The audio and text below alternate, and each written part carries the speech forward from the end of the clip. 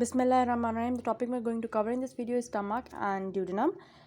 Stomach और duodenum की blood supply nerve supply वो हम लोगों ने एनाटमी पढ़ी हुई है. It's most dilated part of the GI tract. It's J shaped. इसका cardia fundus body pyloric antrum और ये ड्यूडेनम है. वैस्कुलर सप्लाई इंटरेस्टिंग इस सेंस में लेफ्ट गैस्ट्रिक और राइट गैस्ट्रिक जो आती है, लेफ्ट गैस्ट्रिक तो सीलिएक से आएगी और राइट गैस्ट्रिक जो हमारे पास हेपेटिक आर्टरी से आती है. गैस्ट्रोएपिप्लॉइक राइट फ्रॉम द गैस्ट्रोड्यूडेनल और लेफ्ट फ्रॉम द स्प्लेनिक और शॉर्ट गैस्ट्रिक वेसल स्प्लेनिक ही प्रोवाइड करती है. जो ऊपर वाली लेफ्ट गैस्ट्रिक राइट गैस्ट्रिक वो स्प्लेनिक वेसल में ड्रेन करती हैं और ये बाकी नीचे वाली पोर्टल वेसल में ड्रेन करती हैं. नर्व सप्लाईज की सिंपैथेटिक पैरासिम्पैथेटिक है, एंटीरियर और पोस्टीरियर जो उसका राइट लेफ्ट और एंटीरियर पोस्टीरियर जो वेगस है वो सप्लाई करती है. What is gastritis? The inflammation of gastric mucosa. Type A gastritis it is an autoimmune condition जिसमें इंट्रिंसिक फैक्टर के अगेंस्ट एंटीबॉडीज बनती हैं. It cause gastric atrophy and achlorhydria. Type B gastritis H pylori infection की वजह से. Reflux gastritis due to GI reflux. Erosive gastritis due to NSAID alcohol. Stress gastritis during stress like shock, bleeding, hypovolaemia जब blood supply कम हो जाए, ischaemia की वजह से. Menetrier disease, hypotrophic gastropathy.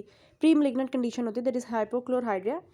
क्यों? Because there is hypertrophy of the gastric mucosal folds.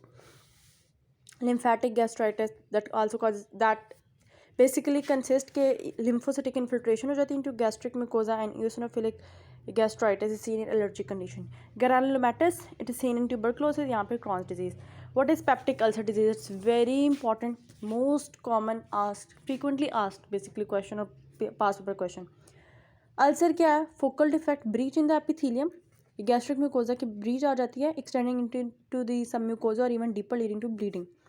Duodenal ulcer are 2 to 3 times more common. Duodenal ulcer are basically duodenal ulcer बनते हैं तब जब एसिड की ओवर प्रोडक्शन ज़्यादा होती है, गैस्ट्रिनोमा. और गैस्ट्रिक अल्सर तब बनते हैं जब उसकी प्रोटेक्शन म्यूकोजल प्रोटेक्शन वीकन हो जाए. Causes H pylori, NSAID, smoking, caffeine, spicy food, increase acid production. तो it leads to duodenal ulcer. Ischaemia, stress, prolong steroid intake, Zollinger Ellison syndrome जो गैस्ट्रिनोमा कॉज करता है.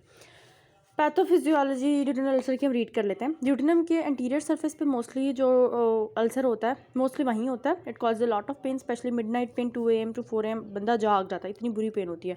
इट इम्प्रूव्स ऑन मील्स क्योंकि मील से alkali आती है, अल्कलाइन एनवायरनमेंट आता है, that helps in relieving pen.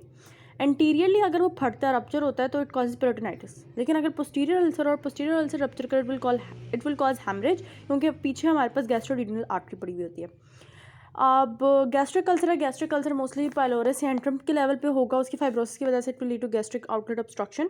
और गैस्ट्रिक अल्सर जो है इट वर्सन्स विद मील.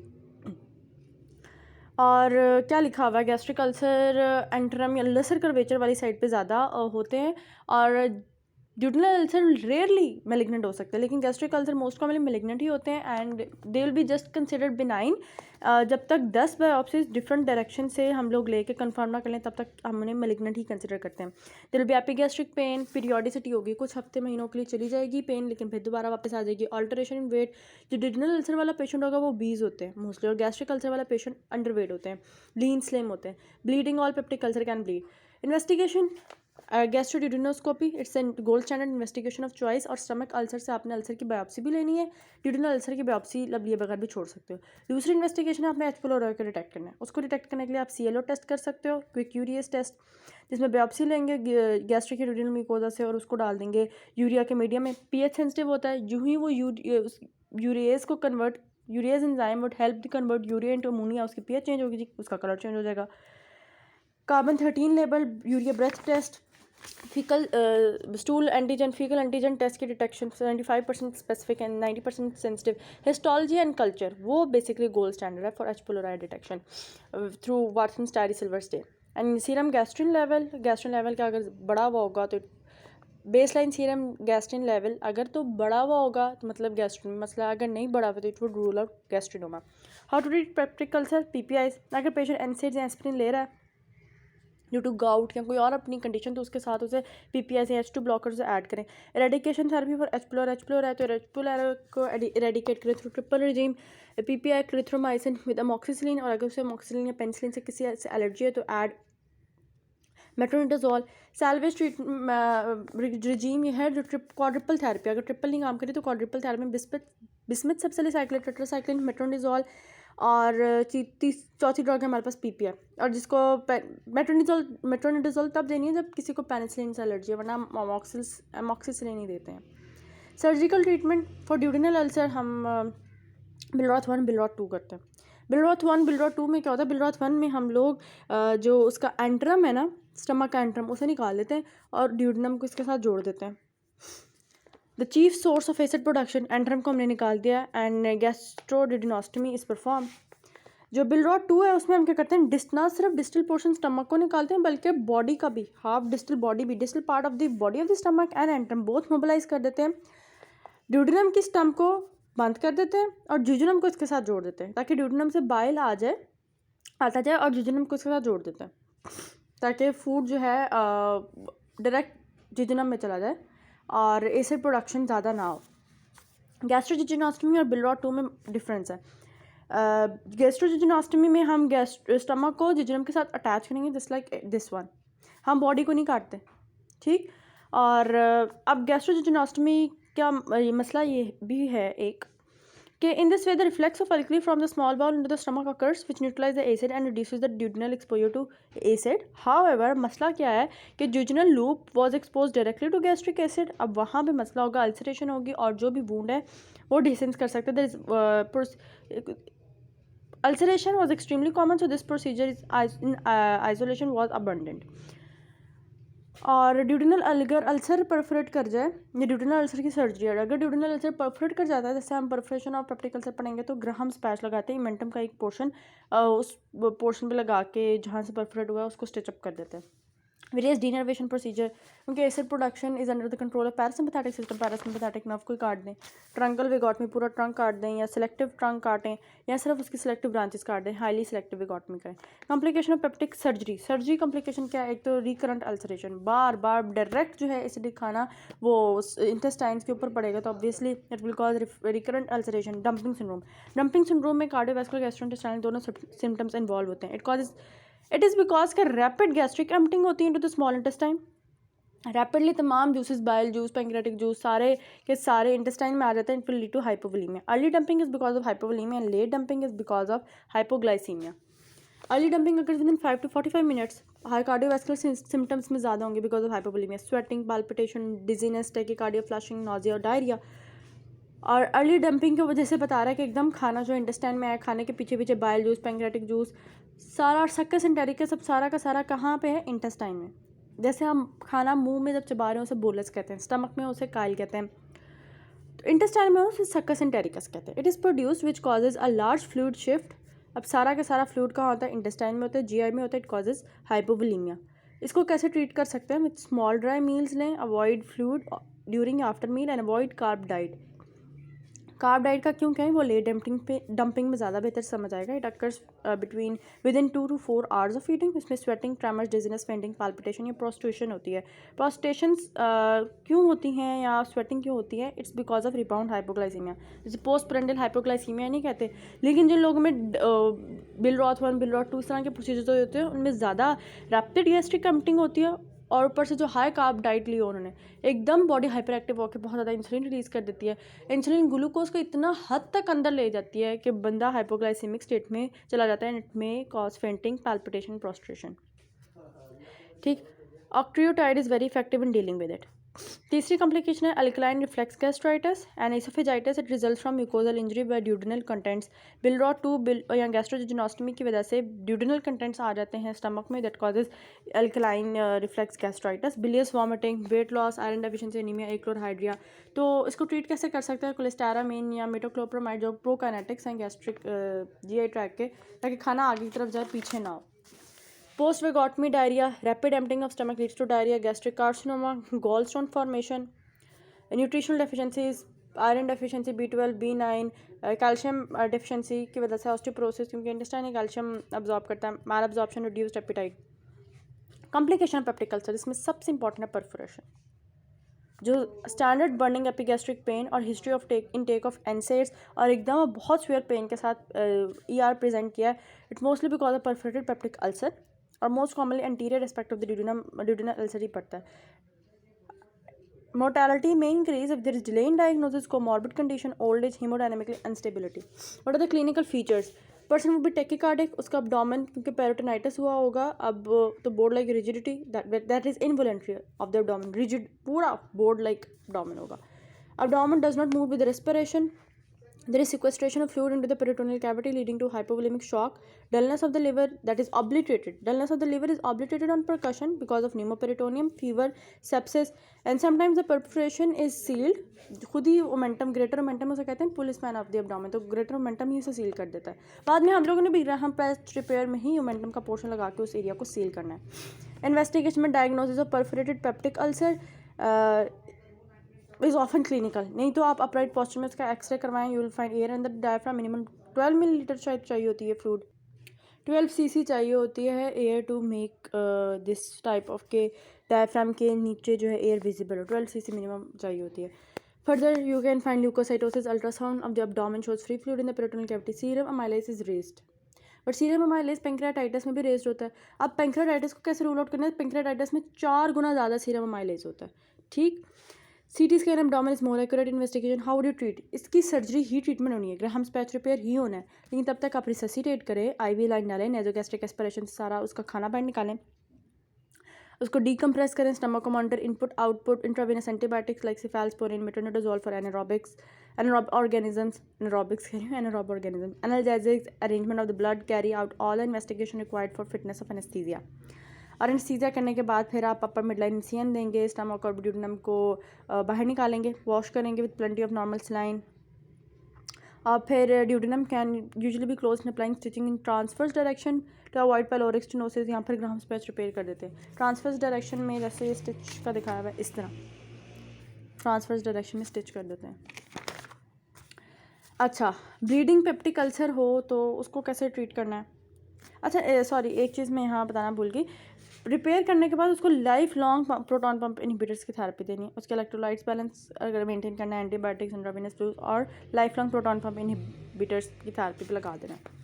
अब पेप्टिक अल्सर जो कि फटा नहीं है but just it's bleeding can cause death. It's mostly elderly female using NSAIDs, they present with haematemesis melaena. तो severe bleeding occurs with the duodenal ulcer. Posterior duodenal ulcer के फट जाए अगर, या वो इरोड हो जाए, तो गैस्ट्रोड्यूडेनल आर्टरी होती है, वहाँ से बहुत ज़्यादा सीवियर ब्लीडिंग हो सकती है. या फिर लेसर कर बच्चे पे जो लेफ्ट गैस्ट्रिक आर्टरी है, राइट गैस्ट्रिक आर्टरी है, वो अल्सरेट हो जाए. Medical treatment resuscitation, intravenous proton pump inhibitors bleeding को रोकें, ट्रांएग्जामिक एसिड, और 70% of the patient will stop bleeding with this measures. Endoscopic treatment में आप एंडोस्कोपिकली जाते हो, band ligation, sclerotherapy, cauterise, epinephrine injection, clipping करते हो. सर्जिकल ट्रीटमेंट तब आप करते हो, सर्जरी आप तब ओपन करोगे जब सारे मेडिकल ट्रीटमेंट या एंडोस्कोपिक ट्रीटमेंट फेल हो जाए. Continuous bleeding 6 units of blood लग चुका है, rebleeding after 1 or 2 attempts of endoscopic trial के बावजूद ब्लीड कर रहा है, lack of availability of therapeutic endoscopic, कोई इतना एक्सपीरियंस बंदा नहीं है एंडोस्कोपी पे, visible spurting vessel at the base of the ulcer endoscopy, and clot at the base of the ulcer. Clot तो फिर ब्लीड ही करने देगा, क्लॉट उसे क्लॉट नहीं हील नहीं करने देगा अल्सर को, तो फिर you have to perform surgery with upper midline इनसिजन.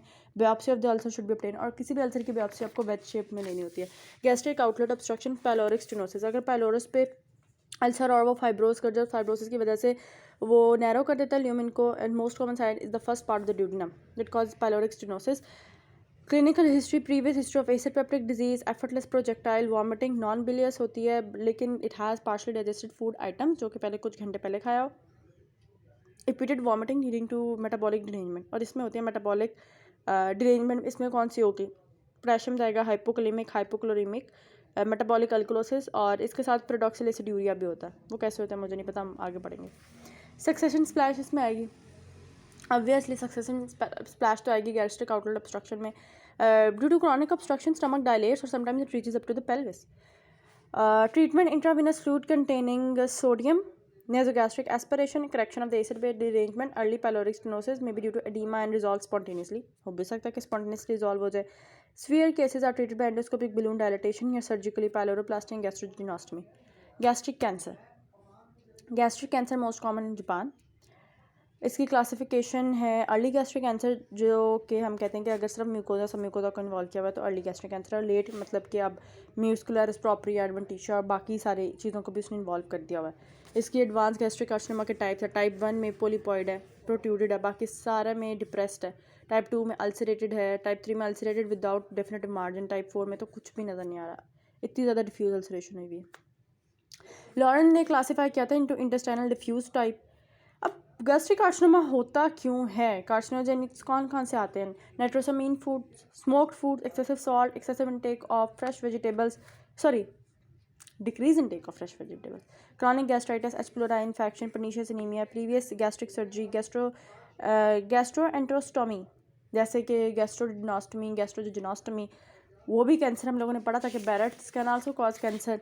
बार बार अगर इरिटेशन है, mutation of E cadherin diffuse carcinoma, spread of gastric carcinoma, lymphatic, direct haematogenous, सारे स्प्रेड्स हैं इसमें। और लिम्फेटिक तो D1 D2 स्पेशली ज़्यादातर D2 निकलता है, D3 जो लिम्फेटिक इसके ग्रुप हैं।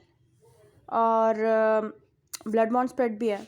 ट्रांसपेरिटोनियल स्प्रेड इस तरह है कि कोई भी हम लोगों ने पढ़ा था कि रूल है कि कोई भी एब्डोमेन में ट्यूमर हो तो उसका इफ़ेक्ट इस तरह होता है कि सिस्टर मैरी जोसेफ नोड्यूल्स बन जाते हैं, तो उसको भी इफेक्ट, वो कैंसर ने तो फैलना ही फैलना उन नोड्यूल्स में। तो ओवरी पे क्रकनबर्ग ट्यूमर बन जाएगा, म्यूसिनस, और इट वुड बी बायलेटरल, जबकि म्यूसिनस यूनिलेटरल होता है। बायलेटरल इसका मतलब है ट्यूमर कहीं और से है। पाउच ऑफ डगलस में ब्लमर शेल्फ बन जाए, फील हो रेक्टल में, तो इसका मतलब है कि स्टमक कैंसर मेटास्टेसाइज कर चुका है। Clinical features, early gastric cancer तो यूजुअली एसिम्टोमेटिक होंगे, बाद में bloating, distension, vomiting, dyspepsia, palpable gap gastric mass, iron deficiency anemia, tumor may perforate leading to peritonitis, and obstruction leads to dysphagia, persistent vomiting, gastric outlet obstruction. Physical sign में there will be palpable abdominal mass, epigastrium में palpable supraclavicular virtuous node जो left side के palpable हो जाएंगे, palpable periumbilical lymph node, sister Mary Joseph nodules, palpable ovarian mass, palpable पर rectal पे plummer shelf, pouch of Douglas पे, और ovarian mass में Kirkenberg tumor, aorta and head of the pancreas के lymph node भी palpable हो गए। Investigation gold standard gastroscopy है, और more aggressive biopsies up to 10 should be taken from different sites to diagnose. Endoscopic ultrasonography helps to define the limit of the spread. अब ये करने के बाद आप एंडोस्कोपी करें, CT, abdomen, pelvis, chest, PET scan या कोई भी और चीज़ करें, वो सिर्फ पता देती है कि मेटास्टेसाइज किया नहीं किया। बेसिक ये है gastroscopy, endoscopy. Pre operative laparoscopy यहाँ पे लिखा हुआ है। फिर international union against cancer, UICC staging of cancer क्या है? ट्यूमर 1 है कि लैमिना प्रोपरा तक, 2 है मस्कुलरिस है सब सिरोजा तक, 3 है सिरोजा तक उसने इन्वॉल्व किया, 4 तो हर जगह फैल जाएगा। Lymph node not 1 2 3 M not M1। What is the treatment? Treatment is surgery, और सर्जरी हम तब करेंगे जब हमें गारंटी हो कि उससे सर्जरी के बाद क्योर भी हो जाएगा। अगर there is signs of incurability, metastasis हो चुकी है लंग्स, लिवर, बोन, सारी जगह, या फिर डिस्टेंट पेरिटोनियम में फैल चुका हुआ है, structures that can not be removed, तो फिर हम सर्जरी नहीं करते। सब total gastrectomy the standard operation for gastric cancer is radical subtotal gastrectomy provided is it achieves adequate tumor clearance, 5 cm tumor free margins तक क्लियर कर देता है। सब total gastric dissection includes ligation and division of right and left gastric artery, epiploic arteries, in block dissection of distal stomach. और अच्छा, ये एक और बात है सर्जिकली इंटरेस्टिंग कि अगर आप इसकी राइट लेफ्ट गैस्ट्रिक आर्टरी भी आप काट दो ना, बंद कर दो, तो उसको बाहर कोलैटरल से मिलती रहती है ब्लड सप्लाई। और reconstruction is usually perform by Billroth 2 gastrojejunostomy और Roux NY reconstruction. Partial gastrectomy में देखो कि इसका पूरा बॉडी निकल गई है, एंड्रम निकल गया है और उसे ड्यूजनम के साथ लगा दिया। Total gastrectomy, more proximal tumour, अगर ज़्यादा ट्यूमर फैला हुआ है तो it requires total gastrectomy. Carcinoma, patient with carcinoma stomach involving coeliac axis और लिम्फ नोड्स या gastric lymph nodes, right gastric lymph nodes, तो फिर टोटल गैस्ट्रेक्टमी ही करेंगे। लेकिन अगर जो है ट्यूमर इतना ज़्यादा फैला नहीं हुआ, इट्स मोर टुवर्ड्स पाइलोरस या डिडनम वाली साइड पे, तो हम पार्शियल कर सकते हैं। एक्सटेंट ऑफ लिम्फोडेनेक्टमीज, हम देखेंगे कि ट्यूमर कहाँ कहाँ फैला, तो उस वाली साइड का पूरा ब्लॉक ऑफ लिम्फ नोड्स उतार देंगे। D1 अगर लेसर और ग्रेटर कर्वेचर में फैला तो 3 4 5 6 6 ये लिम्फ नोड 3 4 5 6 वाले lymph node lesser greater curvature के उतार देंगे। D2 fits around the left gastric artery, splenic artery, common hepatic artery और कार्डिया। कार्डिया के इर्द गिर्द 1 2 स्प्लेनिक आर्टरी, गैस्ट्रिक आर्टरी 8 11 दो चारों निकाल देंगे। D3 ज़्यादातर 2 ही निकलता है। D3 अगर lymph node is around the coeliac axis, splenic hilum, left and right hepatic artery, porta hepatis तो 7 9 10 12 7 9 सीलिक एक्सिस और 10 हाइलम पे सारे निकाल देते हैं। D3 पे निकाल लेते हैं। और palliative treatment in case T4 stage cancer है तो फिर पैलिएटिव ट्रीटमेंट ही करेंगे, स्टेंटिंग करेंगे, फीडिंग जेजुनोस्टमी डाल देंगे। Complication of gastrectomy, complication haemorrhage, wound infection, leakage of anastomosis leaking from the duodenal stump.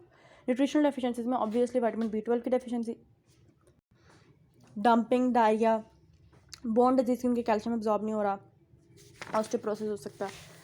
Other modalities radiotherapy, chemotherapy.